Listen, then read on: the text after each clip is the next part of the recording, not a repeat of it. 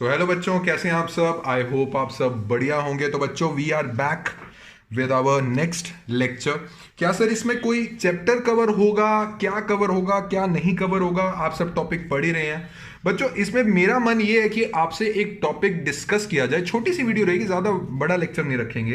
ये एक तरीके की इंफॉर्मेटिव वीडियो है जो आपको एवरेज स्टूडेंट से ऊपर उठाती है। ये एक ऐसा लेक्चर आज का होने वाला है, तो ध्यान से आराम से समझ लेना। और मैं आशा करता हूं, मैं बिलीव ये करता हूं कि आप पीछे वाले लेक्चर्स देख रहे हैं। फाइनेंशियल स्टेटमेंट +1 और बीकॉम के बच्चों ने शुरू कर दिया है, और अब फिर मेरी ये वीडियो देखना, क्योंकि ये वाली जो वीडियो है ये फाइनेंशियल स्टेटमेंट विद एडजस्टमेंट्स नहीं, नॉर्मल फाइनेंशियल स्टेटमेंट्स का एक तरीके का दी एंड होने जा रहा है। दी एंड करने से पहले एक टॉपिक मैं करवा रहा हूं, ठीक है बच्चों। मुझे एक चीज बताओ, आप सबकी स्क्रीन के सामने एक दो क्वेश्चंस मैं दिखा रहा हूं इस टाइम। एक नीचे पॉइंट लिखा आ रहा है, सर ये पॉइंट बहुत खाता है सर, बट सर ये पॉइंट पे हमारी कभी नजर नहीं गई।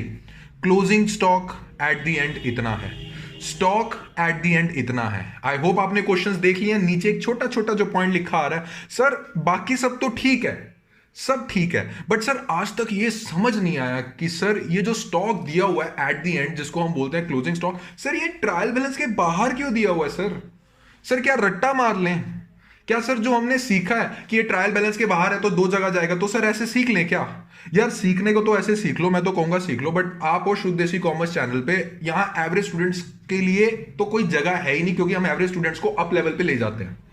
अगर आपने सिंपल ये सीखना है बच्चों कि हाँ ट्रायल बैलेंस के बाद क्लोजिंग स्टॉक बाहर दे रखा है, चलो सर इसको एक तो मैं वहां डाल देता हूं और एक इसका ट्रीटमेंट वो कर देता हूं, यार आप एवरेज स्टूडेंट बन के रह जाओगे। बट आई वांट कि आप उससे ऊपर उठो। आपको कॉन्सेप्चुअल नॉलेज होनी चाहिए, ताकि +1 क्लास का बच्चा एक सीए क्लास के स्टूडेंट को बता पाए कि हाँ भाई ये इसलिए होता है।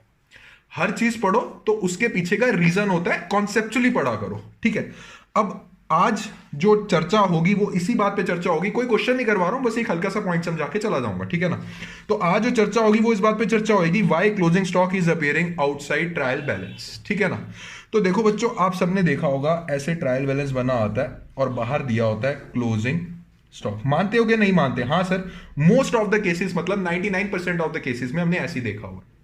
सर इसका रीजन क्या है? ट्रायल बैलेंस के अंदर क्यों नहीं दे रहा? सर ट्रायल बैलेंस के अंदर देगा तो क्या होगा, ट्रायल बैलेंस के बाहर देगा तो क्या होगा? बहुत क्वेश्चंस हैं, बहुत क्वेश्चंस हैं। एक बार एक इसको फॉलो करके शुरू करते हैं इसको समझना, ठीक है। तो बच्चों मेरे सामने, आपके सामने एक चीज बना रहा हूं और मेरे सामने भी ये है ट्रेडिंग अकाउंट। मानते हो कि नहीं मानते? सर इसमें मानने वाली क्या बात है? ट्रेडिंग अकाउंट तो बनाना बहुत जरूरी है सर, बिल्कुल। अब इस ट्रेडिंग अकाउंट में बच्चों हम क्या लिखते थे? सर पिछले साल का जो क्लोजिंग स्टॉक है सर वो बेचारा ऐसे ही पड़ा रहा। इस साल सर हमने एक ओपनिंग एंट्री करी। मेरी वर्डिंग्स पे ध्यान देना, बहुत कॉन्सेप्चुअल नॉलेज आने वाली है। सर पिछले साल का जो क्लोजिंग स्टॉक था, इस साल वो आया, सर ओपनिंग एंट्री करी, तो सर इस साल का वो ओपनिंग स्टॉक हो गया, ठीक है। मान लीजिए वो ओपनिंग स्टॉक था 3 रुपए का। सर इस साल और हमने कॉटन परचेज किया, टी शर्ट्स बनाने का काम है सर, रॉ मटेरियल होता है हमारे लिए कॉटन। तो इस साल और कितना परचेज करा? सर इस साल हमने 5 रुपए का और परचेज किया, ठीक है। उसके बाद सर हमारे डायरेक्ट एक्सपेंसेस वगैरह लगे, वेजेस वगैरह, फैक्ट्री लाइटिंग वगैरह, उसको मैं डायरेक्ट एक्सपेंसेस बुलाऊंगा, ज्यादा बाइफिकेशन नहीं करूंगा उसकी, ठीक है। To direct expenses, okay. मान लीजिए वो 8 रुपए के लगे। सर अब आती है काम की बात। वैसे तो सर ये आप 100 बार हमें समझा चुके हो, बट इस बार थोड़ा अलग रहेगा हमारा समझने का सिस्टम, ठीक है। सर जो ओपनिंग स्टॉक जो था सर, उस वो वाला जो कॉटन पड़ा था हमारे पास, सर वो तो मैंने डाल दिया मशीनरी में कि कॉटन अब तू टी शर्ट बन जा। कौन से वाला? सर ये वाला। तो सर मैं यहां पे एक एंट्री करूंगा। अभी बच्चों हम इस बात पे चर्चा करेंगे नहीं कि ये जो 3 रुपए की चीज है हमने कितने में बेची, क्योंकि मेरा मेन कंसंट्रेशन आपको इस पॉइंट पे रहने वाला, क्लोजिंग स्टॉक वाले पॉइंट पे। तो अभी इसको नॉर्मल कंसीडर करो कि हाँ बेच दिया, ठीक है। कितने वाला बेचा? सर ये वाला हिस्सा बेचा जो ओपनिंग स्टॉक में कॉटन पड़ा था ना, उसको हमने मशीनरी में डाल के टी शर्ट्स बनाई, उसको बेचा। बात आई सर इसकी, किसकी? सर ये परचेजेस का जो 5 रुपए है सर, ये ऐसे ही पड़ा रह गया, इसको हमने मशीनरी में नहीं डाला, और at the end of the year sir ये बेचारा ऐसे का ऐसे पड़ा रह गया। कोई भी इन्वेंट्री, कोई भी स्टॉक के अंदर क्या क्या आता है मुझे फर्स्ट ऑफ ऑल पहले ये बताएंगे, कहीं पता लगे ये भी भूले हो आप। स्टॉक के अंदर सर हमारे पास आता है जो रॉ मटेरियल होता है, वेरी वेरी गुड्स। सर जो मेरे पास वर्क इन प्रोग्रेस होता है, वेरी वेरी गुड्स। और सर जो फिनिश्ड गुड्स होते हैं वो आते हैं, ठीक है। अगर रॉ मटेरियल लास्ट में पड़ी रहेगी सर, वो क्लोजिंग रॉ मटेरियल बुला सकते हैं, क्लोजिंग स्टॉक भी बुला सकते हैं और क्लोजिंग इन्वेंट्री भी बुला सकते हैं, मेरे लेवल के हिसाब से बुला सकते हैं, ठीक है।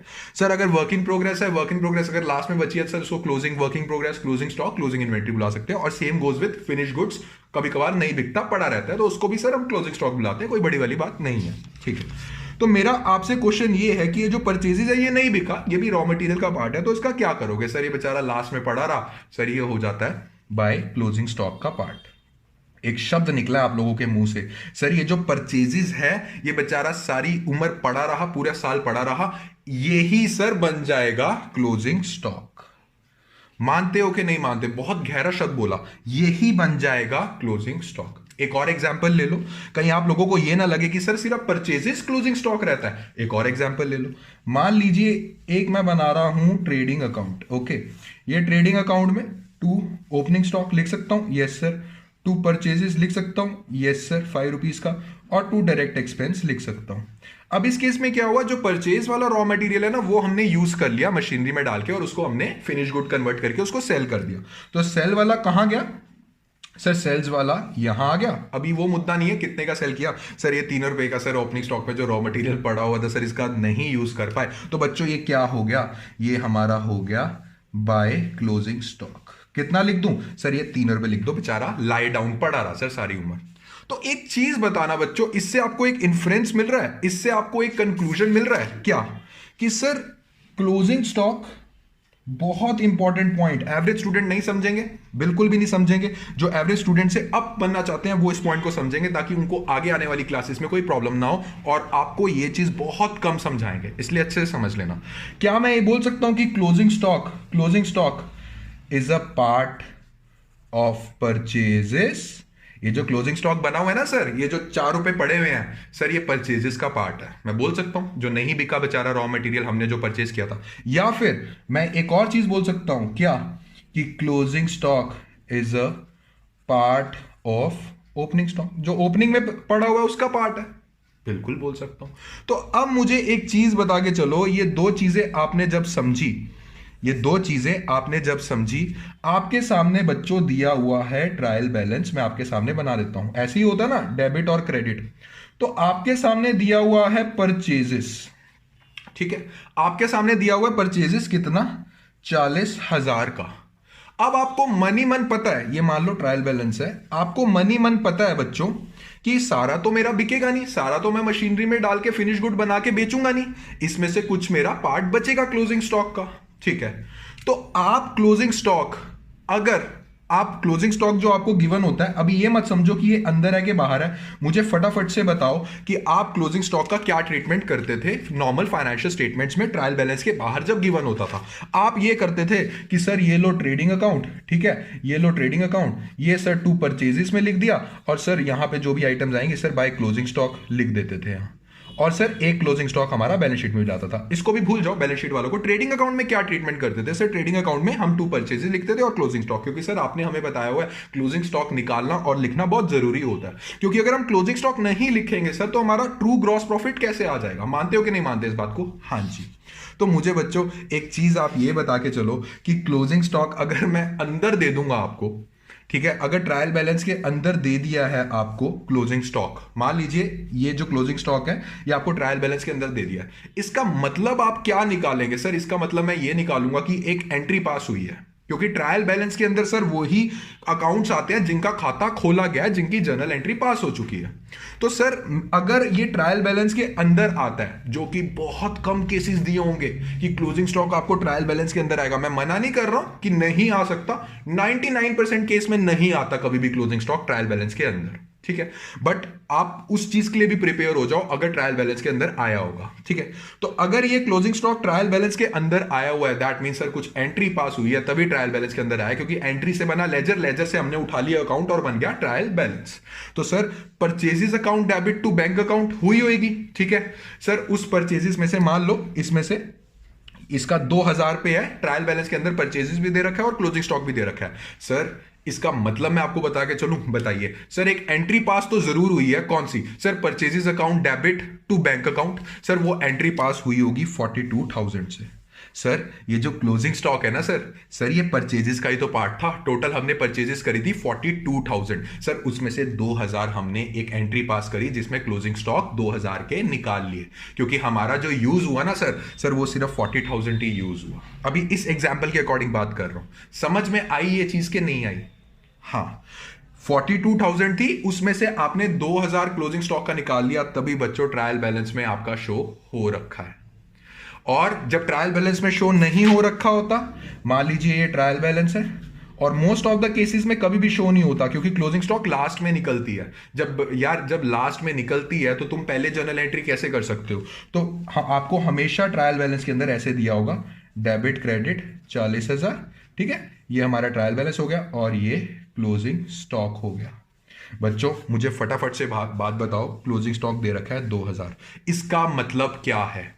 ये ट्रायल बैलेंस के बाहर है सर, इसका मतलब ये है कि परचेजेस है हमारे पास 40,000 सर, इसमें से अभी क्लोजिंग स्टॉक का हिस्सा नहीं निकला हुआ। सर अगर क्लोजिंग स्टॉक का हिस्सा निकला होता ना तो क्लोजिंग स्टॉक ट्रायल बैलेंस के अंदर शो हो रहा होता, क्योंकि एक अकाउंट ओपन हो जाता सर, क्लोजिंग स्टॉक अकाउंट।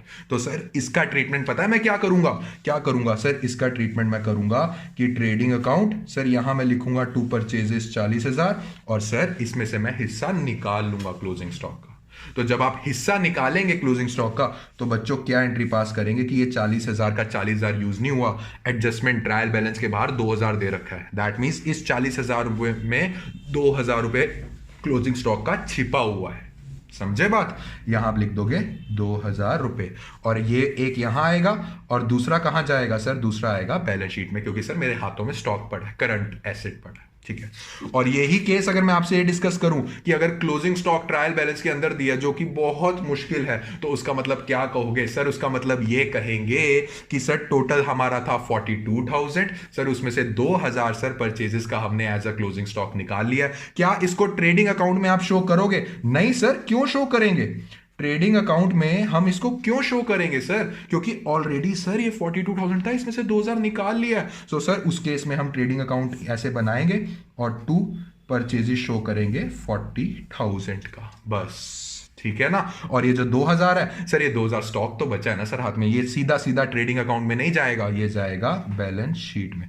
तो बच्चों ये केस समझ में आया कि नहीं आया? मोस्ट ऑफ द केसेस में आपको क्लोजिंग स्टॉक बाहर दिया होगा, दैट मींस परचेजेस में से निकालना जरूरी है ट्रेडिंग अकाउंट, और सर बैलेंस शीट में हमारे हाथों में स्टॉक है। अगर आपको क्लोजिंग स्टॉक अंदर दिया होता है ट्रायल बैलेंस के, जो कि बहुत कम, तो ये समझ लेना परचेजेस से पहले से ही निकाला हुआ है हमें। अगर मैं यहां ट्रेडिंग अकाउंट में टू परचेजेस 40 कर दूं और यहां लिख भी दूं बाय क्लोजिंग स्टॉक, नहीं सर ये तो डबल बार आप माइनस कर रहे हो। क्लोजिंग स्टॉक ट्रायल बैलेंस के अंदर तभी आ रहा है सर क्योंकि आपने एक एंट्री पास करी है, उसमें से हिस्सा निकाल लिया, तभी बच्चों क्लोजिंग स्टॉक की एंट्री हम नहीं करते हैं। क्यों नहीं करते हैं? क्योंकि क्लोजिंग स्टॉक अलग से ही बाहर शो होना चाहिए, ताकि हम जब ट्रेडिंग अकाउंट बनाएंगे परचेजेस में से उसका हिस्सा शो करेंगे। अगर क्लोजिंग स्टॉक को ट्रायल बैलेंस के अंदर शो करोगे यार, हिस्सा कैसे शो कर लोगे आप? उसमें से पहले से ही माइनस हो रखा है। तो सब बच्चे मेरे साथ लिख लीजिए, नोट्स लिखवा देता हूं कहीं आप लोग भूल जाओ। Closing stock will be shown outside the trial balance. मैं जानता हूं बच्चों हर किसी ने आपको यही समझाया होगा, ट्रायल बैलेंस के बाहर आ रहा है, दो जगह जाएगा। अब समझो ना, दो जगह, अब आपको कोई बोलेगा ना कि दो जगह क्यों जाएगा, अब आप बोलोगे हां इसलिए दो जगह जा रहा है, इसलिए ट्रेडिंग अकाउंट में आ रहा है, ठीक है। सो closing stock will be shown in most of the cases outside the trial balance. तो उस केस में हम क्या करेंगे सर, एक तो ट्रेडिंग अकाउंट में डाल देंगे और एक सर बैलेंस शीट में डाल देंगे। मोस्ट ऑफ द केसेस में आपको क्लोजिंग स्टॉक बाहर दिया होगा, बट कभी कभार क्या होता है क्लोजिंग स्टॉक आपको इनसाइड ट्रायल बैलेंस दिया होता है। इनसाइड ट्रायल बैलेंस का मतलब क्या है कि ऑलरेडी सर परचेजेस में से एक एंट्री पास करी है, तभी सर क्लोजिंग स्टॉक अकाउंट खोल के ट्रायल बैलेंस में आ गया।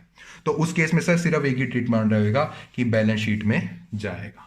तो बच्चों ये लेक्चर समझना मेरे लिए बनाना बहुत इंपॉर्टेंट था। मैं नहीं चाहता यार एग्जाम देने जाओ तो प्लीज क्रैम व्रैम करो, क्रैम करके कुछ नहीं होता। इस साल पास हो जाओगे, अगले साल प्रॉब्लम आ जाएगी, अगले साल पास हो जाओगे, उससे अगली फर्दर स्टडीज में प्रॉब्लम आ जाएंगी। पढ़ना है तो कॉन्सेप्चुअली पढ़ो, ठीक है ना। तो अगर कोई भी डाउट है इस चीज से रिलेटेड, मैं जितना आपको अच्छी तरीके से समझा सकता था मैंने समझाया। अगर कोई भी डाउट है इससे रिलेटेड तो प्लीज कॉमेंट सेक्शन में कॉमेंट कर देना, and you can also connect with us on WhatsApp platform, ठीक है बच्चों। तो ठीक है, बाकी जो लेक्चर्स हैं वो प्रॉपर आपके आते रहेंगे। ठीक है, तब तक के लिए थैंक यू।